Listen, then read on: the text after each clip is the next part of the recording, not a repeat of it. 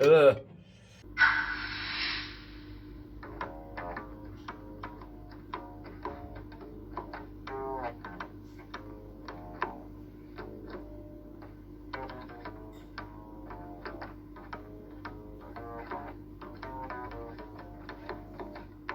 Aloha and welcome to this episode of Experts and Idiots.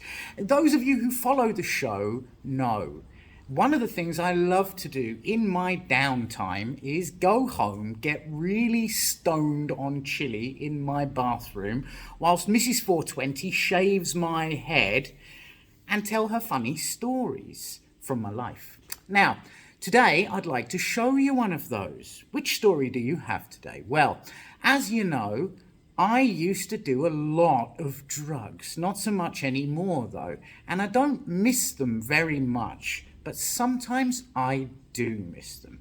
Mainly what I miss is I miss the crazy, insane, surreal things that would happen to me when I was completely inappropriately high for long periods of time. So today, I'd like to give you a little example of one of those things that I miss. Ladies and gentlemen, welcome to the LSD time slip story. Cheers.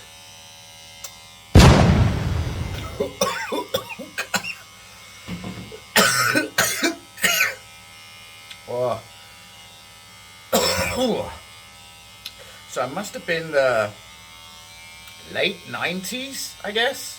Yeah, late 90s. And I had just managed to get my hands on the Holy Grail at that time, which was a bottle of liquid acid, which was a rarity where I was from.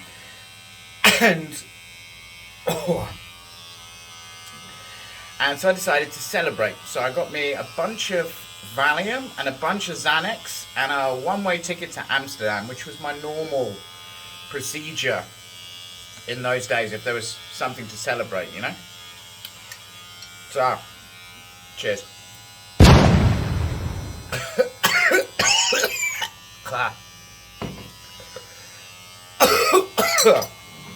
Oh, Jesus. Fuck. Whoa.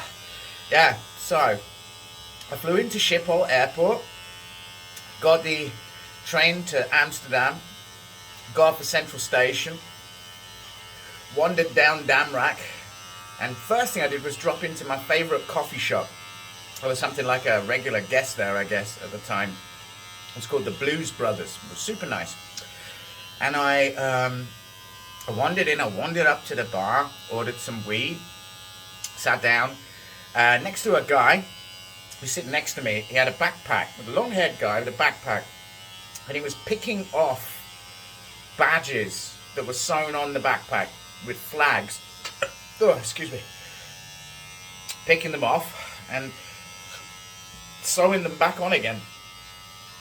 Picking them off and sewing them back on again. And we got to talking, you know. As an Australian guy he was. Oh, and he was down there to buy seeds for Australian shop, which was highly illegal at the time, if I remember correctly. And yeah, we smoked a little weed together. I told him about the liquid acid I had.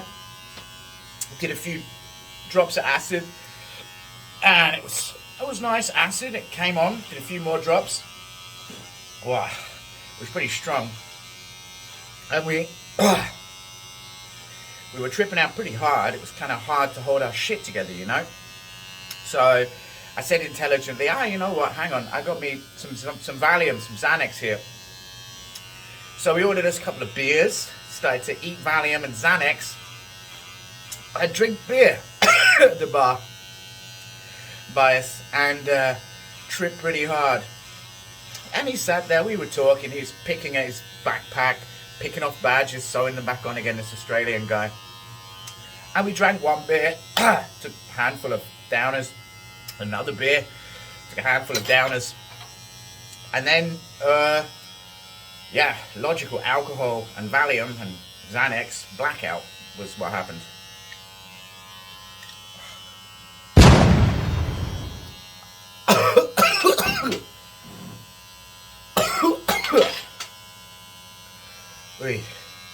So after that particular blackout, I came to a voice, two alien voices, two Australian voices saying, "LA, Sash, LA, LA, come on, we're here." And I opened my eyes.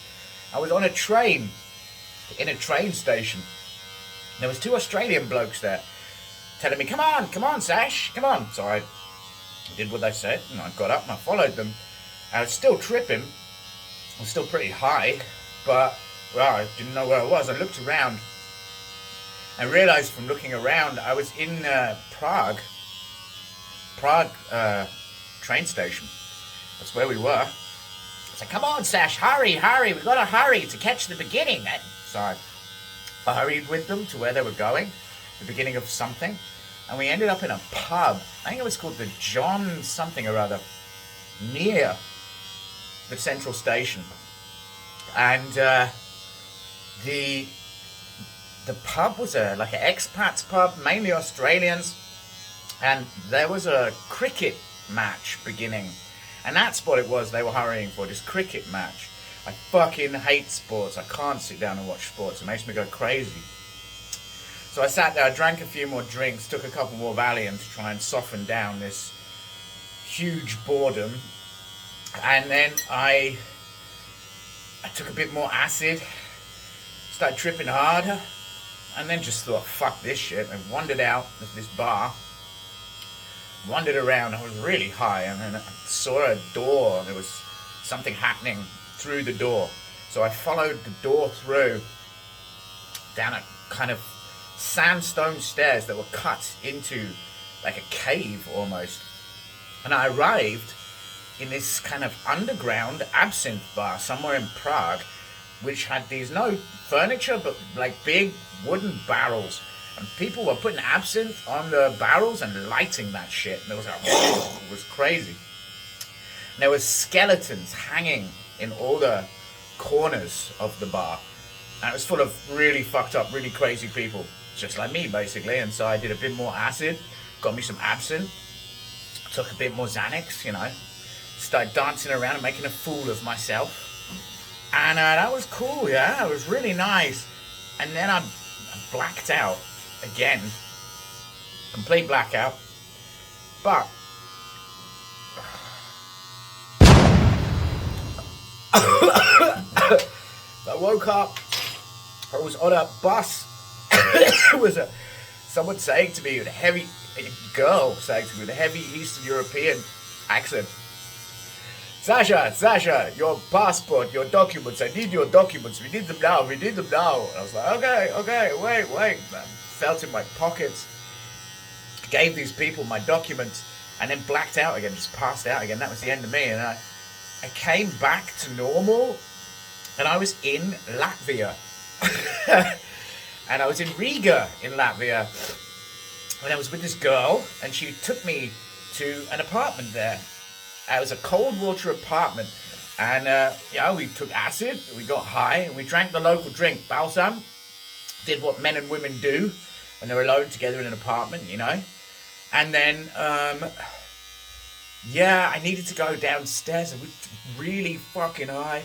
The place was horrible. That I remember that I knew the toilet, and the toilet there wasn't a toilet. What there was a basement with no lights and cardboard on the floor. And that was where you needed to shit. I remember shitting in that place in the darkness and hoping I wasn't standing on someone else's shit. It was awful. And going back upstairs and spending my time with this girl. We did a lot of acid. We drank a lot of balsam, took a lot of Valium, took a lot of Xanax, blacked out a bit, came back to normal, blacked out a bit, came back to normal. And then, and then there was just one final blackout, yeah? And then suddenly after this final blackout, I woke up again. I woke up with a train guard telling me, you're here, get off the train. And I was like, what, thank you, well, where? And I got off the train, and I was back in Amsterdam. I was in Amsterdam Central Station again. And so I was a bit confused. I was still tripping. I was still a bit drunk and full of downers. And so I wandered down Damrak to the place I always go to when I'm there, which was the Blues Brothers, my favourite coffee shop. Wandered into the bar where I always go. And there, sitting at the bar, was the same Australian guy with his backpack, picking off those pieces and then badges and sewing them back on again and picking them off and then sewing them back on again. And I went and I sat next to him. I was still tripping balls. He was still tripping balls, I learned later. He'd been on a crazy adventure high as fuck through Spain and Portugal, I learned later on. But there he was, and there was I, both of us tripping, both of us still full of alcohol and downers. Ordered a couple of beers, I did, one for me and one for him. We got the beers handed over to us as I was saying hi, and I closed my eyes for a second, just for a second, and he did as well, and then opened them. And in that second, when I opened my eyes, I realized that I didn't know if I had actually just been to Prague and to Latvia, or if I'd actually just closed my eyes for about 1 second and imagined all of that. And the crazy thing was, the same thing happened to him. And so it turned out, in the end, that time slip was actually reality. That we found out after some investigation. And in a fucking strange way, I missed that shit. Strangely. Anyway, cheers. Perfect. Oi.